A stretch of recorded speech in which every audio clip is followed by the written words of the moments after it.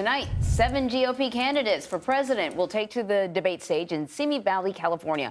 Once again, former President Trump will not be participating. Neither will former Arkansas Governor Asa Hutchinson, who failed to qualify. The vast majority of likely Republican primary voters in New Hampshire and Iowa say that they are planning to watch tonight's debate. That's according to new polling from CBS. And it comes as the majority say, despite Trump's strong lead in the polls, they're also considering other candidates. O'Keefe is in Simi Valley ahead of tonight's debate, and he's joining us now. Let's talk about it. Going into the debate, we have an updated breakdown on how the candidates are doing in the early states, Iowa and New Hampshire. Can you explain why some are doing so much better in one state than in another state? Yeah, if we can show folks the Iowa numbers that we quickly went through there again, this will give us a good sense of where things are headed. Of course, former President Trump is ahead by double digits. I believe it's, 30 points in Iowa over Florida Governor Ron DeSantis. Again, if we can show the Iowa numbers, there we go. Well, that's New Hampshire. And there, it's an even... Okay, there's Iowa. 30-point spread in Iowa. You can see Ron DeSantis there in second place, followed by Nikki Haley and Tim Scott.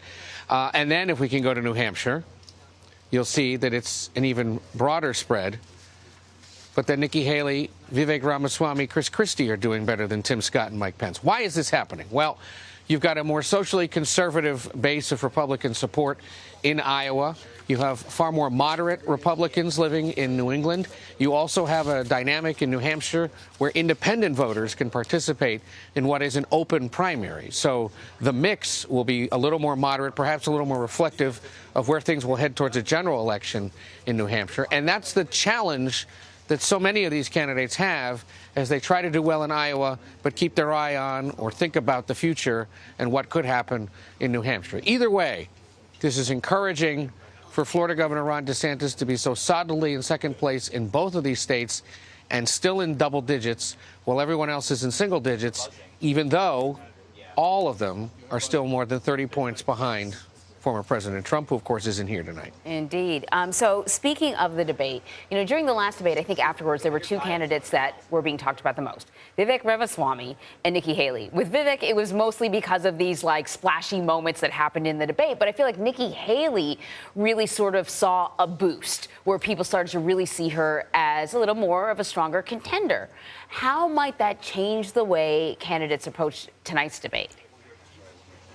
It means they might try to attack her a little more, to try to keep her from rising in the polls. Among other surveys, not ours, but in other surveys that have come out in recent days, for whatever reason, she seems to poll best against President Biden in a hypothetical matchup. So there are signs that she's got broader appeal, perhaps beyond the Republican Party.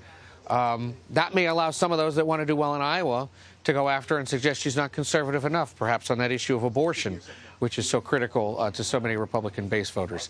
In the case of Vivek Ramaswamy, don't be surprised tonight to see some of those on stage question his motives, question what kind of a Republican he is, question when he really adopted those thoughts, because this, of course, is the home of sort of the old school conservative bedrock of the Republican Party, the burial place of Ronald and Nancy Reagan, the library that celebrates that legacy.